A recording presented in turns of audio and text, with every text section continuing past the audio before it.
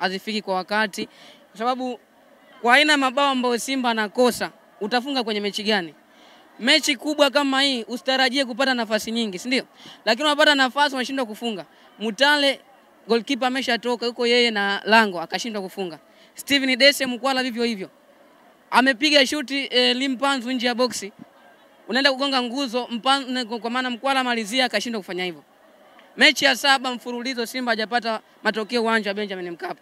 Rudi msimu uliopita na Yanga akatoa sare na Azam FC michuano ya kimataifa hapa, na mchezo wa leo ilikuwa mechi ya 7 Simba hajapata matokeo. Anagombania ubingwa. Ina maana gani? Kwamba uwanja una tatizo?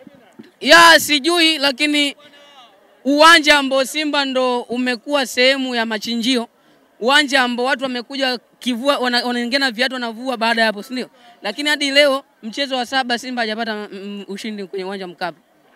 Kwa hiyo nafikiri kwenye mchezo wa leo mimi binafsi usiniambie kuna kafara yote. Yaani inawezekana wamezoea baada ya mechi kumtafuta mchawi, baada ya kupoteza mtafute mchawi. Kwenye mchezo wa leo wachawi na wachezaji wenyewe, kwa sababu nafasi ambazo wametengeneza uwezo kumlaumu kocha.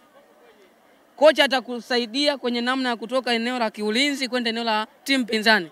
And then kinachobaki ni wewe na wachezaji, kwa maana wachezaji wenyewe kuweza kuzitumia hizo nafasi. Kama wanashindwa hapo uwezo ukamuingiza kocha. Kwa hiyo nafikiri kwangu mimi kuna changamoto kubwa sana hususan kwenye uongozi wa Simba, kwa sababu inawezekana tukawa tunalaumu makocha kwenye kila mechi, ama tunalaumu makocha kwenye kila nyakati. Lakini kama watu maliza tofauti zao kwenye uongozi, Simba itachelewa kufikia mafanikio, kwa sababu kwa taarifa ambazo zipo ni kwamba ndani ya uongozi wa Simba kila kiongozi ana wachezaji wake. Inapofika usajili, kuna huyu anasajili huyu, anasajili Mpanzu, huyu anamsajili huyu. Kwa kama hakuna maelewano mazuri mimi na wewe, ni rahisi kumwambia mchezaji wangu ukipata nafasi fanya hivi. Sio, tuliona kipindi cha kwanza Simba Sports Club wakiwa anacheza mpira vizuri, na watu wengi wakiamini huenda kipindi cha pili Simba akafanya jambo. Pengine unafikiri kitu gani kilibadilika kwa upande wa Azam kipindi cha pili? Ya umakini, lakini namna ambavyo wanajituma. Azam si kwamba ina wachezaji wazuri sana ukilinganisha na Simba. Hadi hivi sasa ligi kuu Tanzania bara Simba ndio timu pekee ambayo ina wachezaji bora kuliko timu nyingine yote. Ukienda kwa CV ya mchezaji moja. Ukilinganisha hata na Yanga. Yes, hata ukilinganisha na Yanga. Yanga eneo la ushambuliaji ana mchezaji mmoja pekee ambaye anamtegemea, Prince Dube. Lakini Simba ana uwezo wa kubadilisha mchezaji kwenye kila mechi na bado akashinda.